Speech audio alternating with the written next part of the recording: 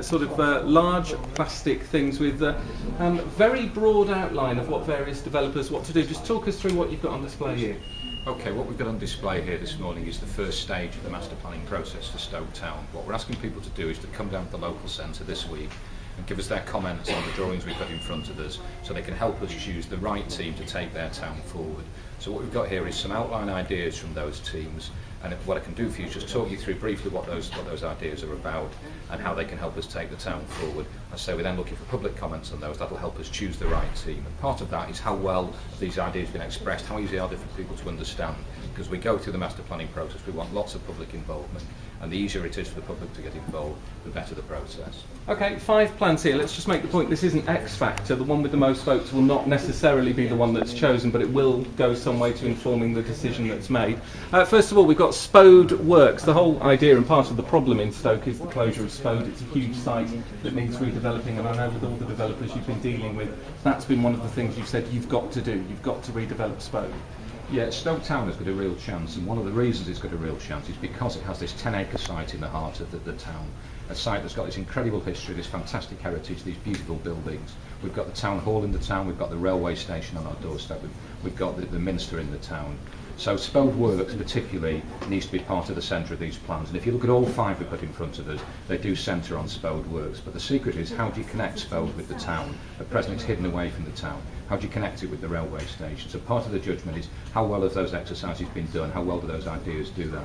So taking the first set of plans we've got, for example, we've got a distinctive public realm, we've got courtyards, we've got a bridge that links the Spode site with the railway station. Major work of art is considered in here. A business park, a conference centre. So a whole range of ideas for the site centred on the Spode site.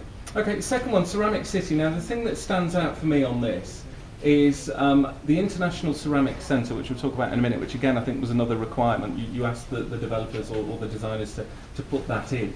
Theirs looks a little bit like Battersea Power Station in London with the 4 white things at the corners, but instead of the towers that they've got there, it's 4 bottle kilns.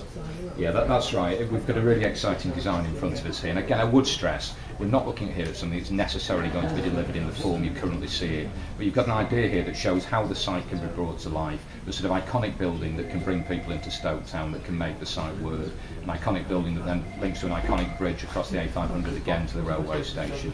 Again, these plans particularly focus on local traffic, taking key traffic out of the town centre and rediscovering the town centre, if you like, for pedestrians and cyclists and so on. So again, different set of ideas here. Okay, Stoke-on-Trent, a fractal landscape is the third of the 5. Now we've looked up fractals, and because we had to, because we weren't entirely sure. I thought it was a mathematical thing, but it's to do with shapes and non-geometrical matters apparently.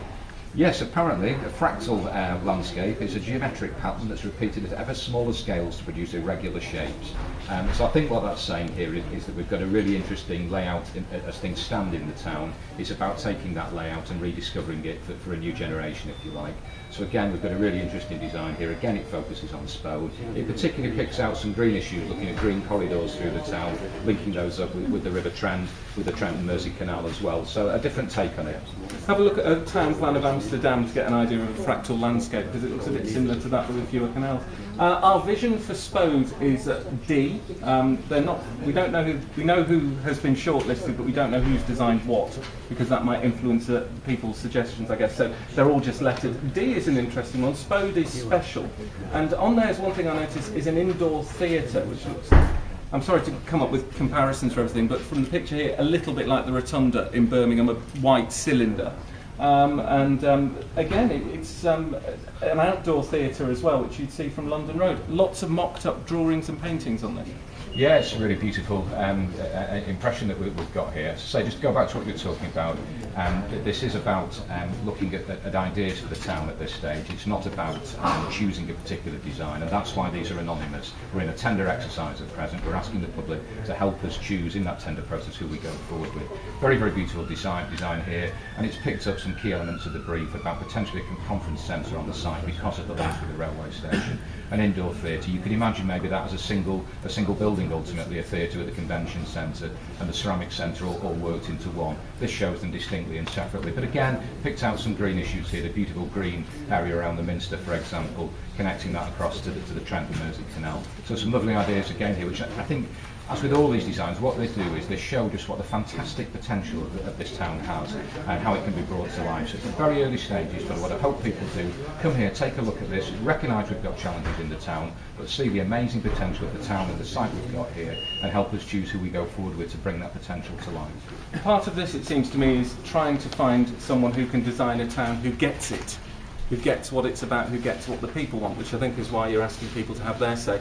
The fifth one is interesting because it's designed on a plate in the colours of Spode.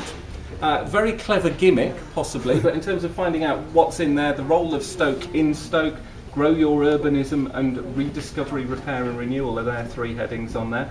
A little bit more difficult for me as a non-sort of architect or town planner to get a real flavour of what they're doing, but you kind of get the impression more here of where they're coming from rather than what they'd like to see built. Yeah, I think this is a conceptual approach really, to be fair. You're dead right, it is important. These drawings must be capable of being understood. If they're not, we can't really work with those consultants. But I think what they've done here is try to pick out a motif, if you like, from Spode, which is clearly the Spode designs, and convert that into a plan for the town. What's perhaps equally interesting about this approach is they take a more organic approach to the development of the Spode site, looking at bringing in interim uses and going forward on a slower, more measured basis. So again, it's not just about the drawings, it's about the approach, and some of these displays do talk about the approach and how they'll go forward. Kevin Bell with us through the morning. Thank you, Kevin. We'll talk to you a bit later on. There's lots of people here